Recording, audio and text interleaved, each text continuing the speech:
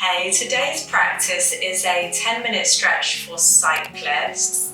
So we'll be particularly focused on releasing tension around the hips, the hamstrings, a little bit shoulders and wrists that typically get a little bit kind of tight and tense after doing a long cycle.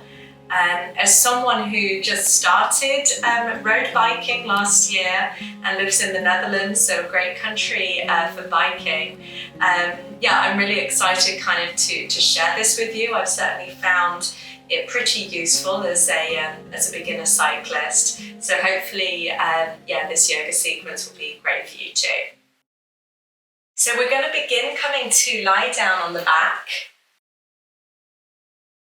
You can just hug the knees gently into your chest, and we'll start to make some slow circles with the knees.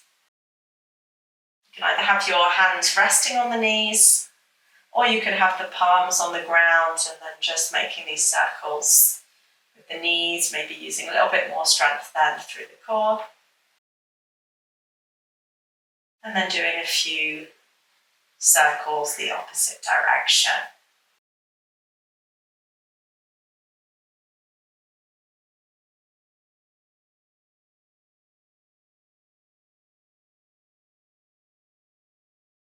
From here, we're going to bring our left foot onto the ground. Outside of the right foot comes to rest on the left thigh. And you're kind of actively trying to draw your right knee away as you lift your left foot up. Use the help of the hands to rest on the thigh and just draw your left knee a little towards you, while at the same time you're kind of actively pressing the right knee away. You could try rocking here a little side to side, making a couple of small circles. Or if you prefer, kind of picking a place where you feel that stretch quite gently, and then just pausing here. Or change sides so you can release, bring the sole of the right foot on the ground, outside of the left foot rests on the right thigh, left knee draws out, and then you're drawing right knee in and holding the belly of the thigh. You can keep your left foot flexed here. If you did on the other side, you could rock a little or make a couple of small circles with your hips. Particularly if the hips feel pretty tight, sometimes adding that little bit of movement can help release them a little, create a bit more space. If you want it to be a little still for a couple of breaths, pause in the position, and then from here exhale and slowly releasing. We'll do one more thing down here on the back. So we're going to come to our happy baby. Knees are coming into the chest. With the help of the hands, you're drawing the knees a little wide apart. Now you could stay here if this feels quite already quite intense. So kind of feet are a little in, knees are a little wider. Or you could see how it feels to bring the feet a little up. Now if you're bringing the feet up, you could hold somewhere on the shins with the hands, or you could walk the hands to the outside of the feet.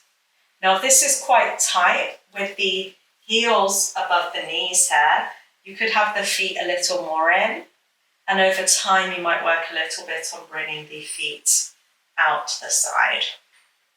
Again, if you wanted to add that movement, you could rock a little here from side to side.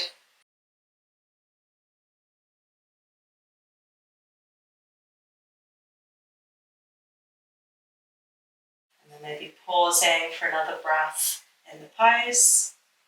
And then gently knees come to the chest. You can roll from here over onto one side and finding your way up to a kneeling position. Now we're going to step our right foot forward. Left foot is on the ground, left foot is untucked, and you're coming up with the upper body, opening the hip flexor on the left side. And you can either stay with the hips a little back, so hips are maybe almost above the left knee, or you could play a little bit with sinking the hips a tiny bit forward. And again, you could be still in the pose, so opening and lengthening out through the left hip, grounding through both of the feet. Or you could try rocking, hips a little forward, hips a little back.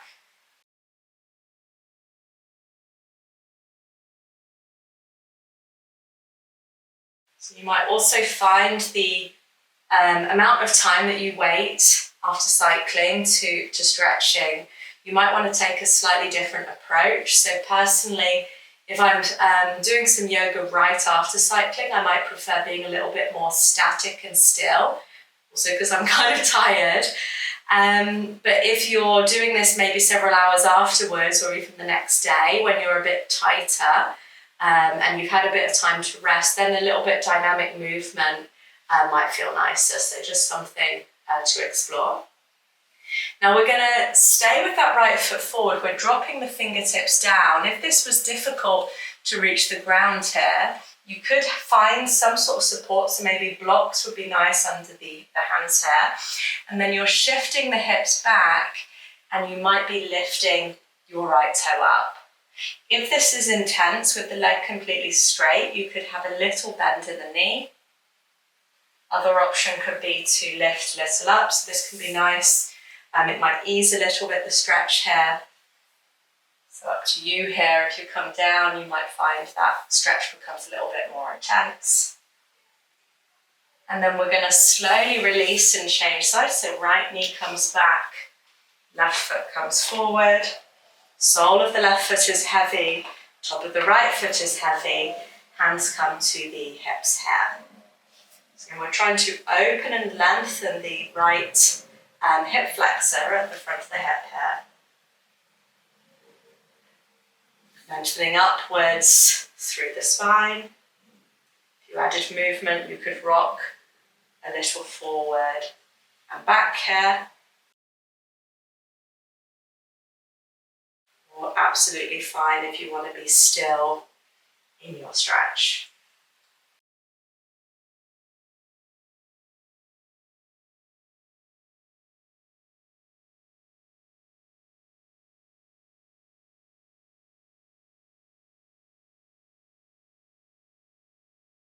So we'll stay here one more breath.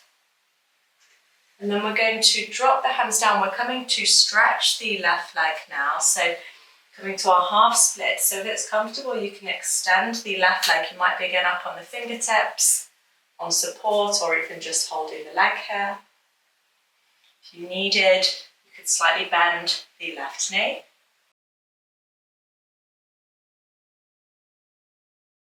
Staying here, 2 more breaths.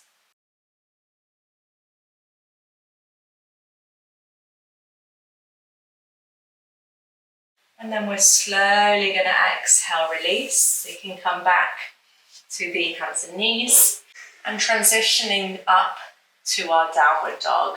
So fingers are spreading wide, you're tucking through the toes and you're lifting the hips up and back.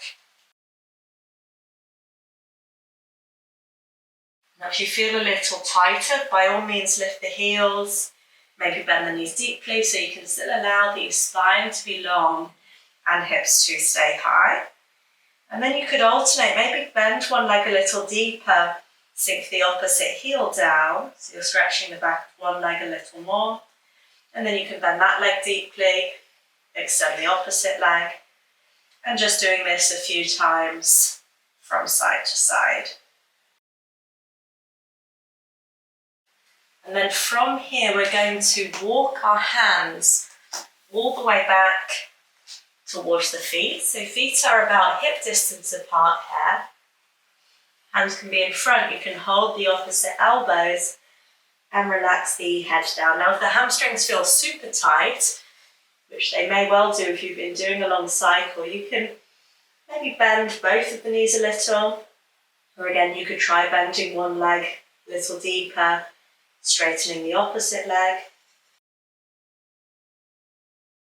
And if you have got a bit of tightness kind of built up in the shoulder and neck, you could try here interlacing the fingers and reaching the arms up and over the head.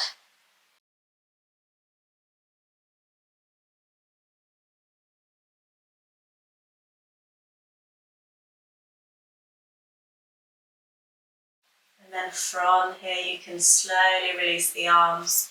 We'll turn the feet a little wider and sink down with the hips here. So if it's comfortable for the hips to be low in this full squat, fantastic. You can have the hips nice and low. This doesn't feel appropriate. You could have the hips a little higher and maybe have the hands resting on the thighs. Other thing you can always try is just walking the feet a little wider. We're just going to rock a little from side to side here. So we're getting a little bit kind of lower down into the Achilles. Nice movement here through our hips.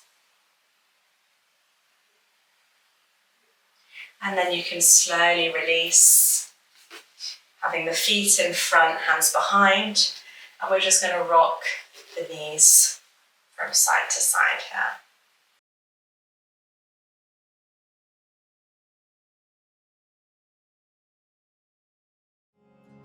So thanks for joining me through this practice. I hope you feel nice and open throughout the legs, the hips, and the upper body.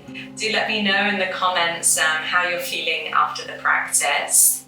So if you're wanting to integrate a few of these short yoga practices into your week, check out my Yoga at Home resource. You can find a link to get a free copy in the description of this video. Thanks, and I'll see you next time.